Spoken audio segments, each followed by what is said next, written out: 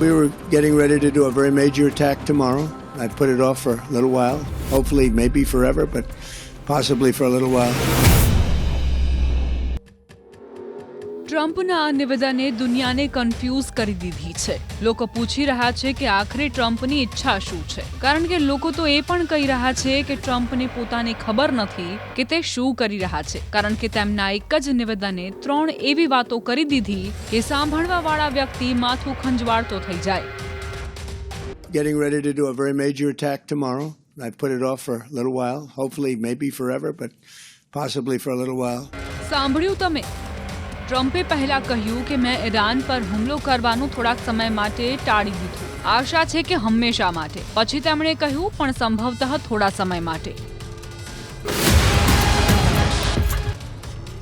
હવે ટ્રમ્પની આ વાત સાંભળીને દુનિયા પૂછી રહી છે કે આખરે ઈરાન યુદ્ધમાં અમેરિકા હવે શું કરશે, કારણ કે ઈરાન પર હુમલો ટાળવાનો નિર્ણય કરતા પહેલા ટ્રમ્પે કહ્યું હતું કે તે પશ્ચિમ એશિયાની યાત્રા પર જઈ રહ્યા છે, કારણ કે ઈરાન પરમાણુ હથિયાર વાપરવા માટે પ્રયત્નો કરી રહ્યું છે.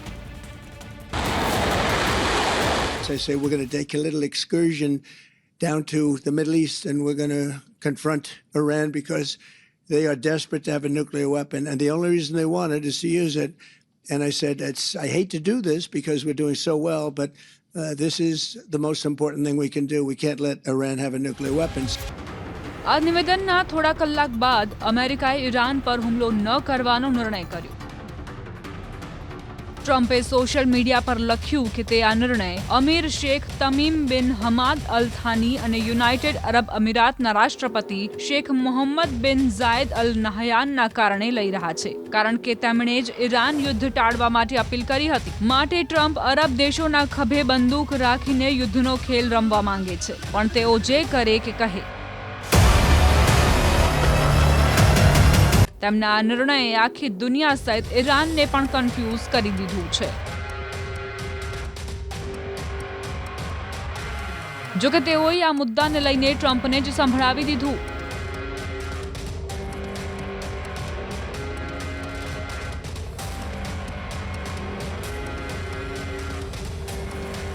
ઈરાનના સુપ્રીમ લીડર મુસ્તફા ખામનેઈના સલાહકાર મોહસેન રેઝાઈએ આ વિશે સોશિયલ મીડિયામાં લખ્યું કે અમેરિકી રાષ્ટ્રપતિ ટ્રમ્પ સૈન્ય કાર્યવાહી માટે સમય નક્કી કરે છે અને પછી પોતે જ રદ કરી દે છે, એક ખોટી આશા સાથે કે આના કારણે ઈરાનની સામાન્ય જનતા આત્મસમર્પણ કરી દેશે, પણ ઈરાનની શક્તિશાળી સેના એમને જ આત્મસમર્પણ માટે મજબૂર કરી નાખશે.